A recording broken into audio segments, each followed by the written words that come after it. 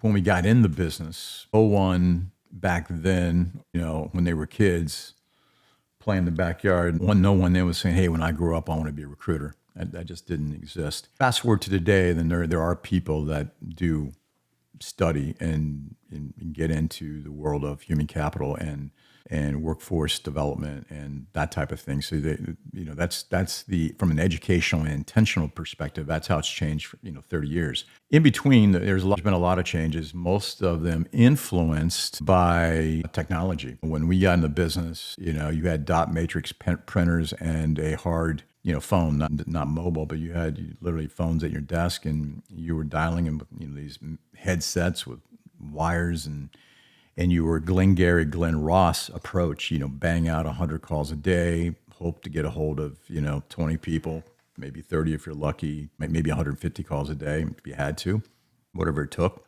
You're less reliant on email. We actually received big packets of mail every week, or checks, or we mailed everything by letter. I mean, that's the way it worked back then, 30 years ago. And then you fast forward into early to mid 2000, early 2000s, 03, 04, 05, I don't know the exact year. LinkedIn started. Nobody knew what LinkedIn was. We got on there pretty quick, but we didn't know how to use it as it needed to be used.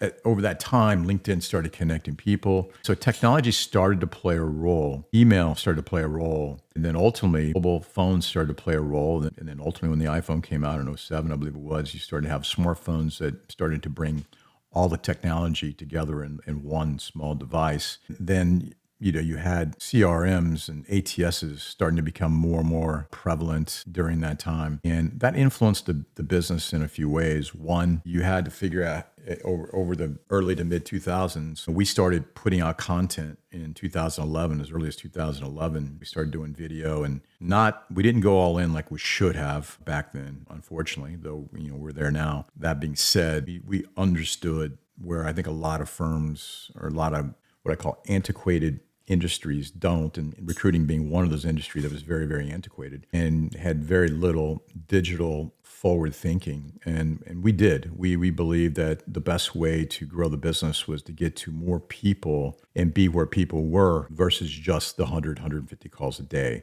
The phone, even today, is still the most important tool that you have. It's just about how you get there. And so when we started creating content, it's really about us becoming influence from a standpoint of education, information, in some cases entertainment, in terms of how we provide that content, in terms of helping people see that we are thought leaders in our space. First of all, subject matter experts, and then become thought leaders in that space. And ultimately, we want to become a voice. You want people to be turning to you as to what is going on. And then come to current day, where that content and digital, everybody's doing it. And now it's just a matter of how you separate yourself from everyone that's doing it in terms of authenticity. And I think you just have to be consistent and be who you are.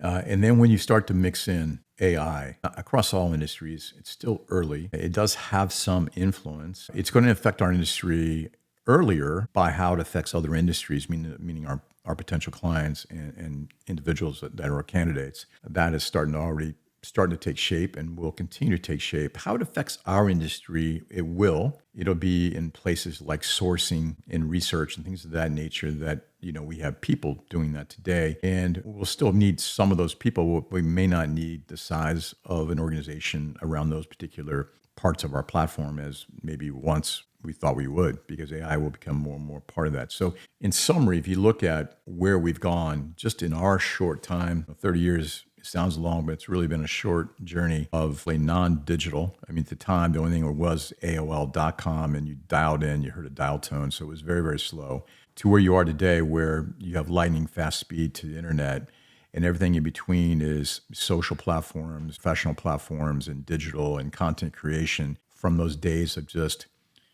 analog, picking up the phone and making those calls, it has been a hell of a journey. And that said, along that way, like any industries, whether you have some firms that have gone the way of Blockbuster just because they couldn't overcome some of the changes that have been happening to our industry over that period of time. And you have other firms that have gone all in and created a platform of a real business, meaning many of our firms in our industry now have marketing, media, search operation, obviously more extended business operations that include insights and dashboards tied to technology and streamlined tech stacks. Those firms are the one that I'm not saying you go out and spend a ton of money and create all, and just blow up your business. What I'm saying is you have to certainly be on the curve, if not the leading edge.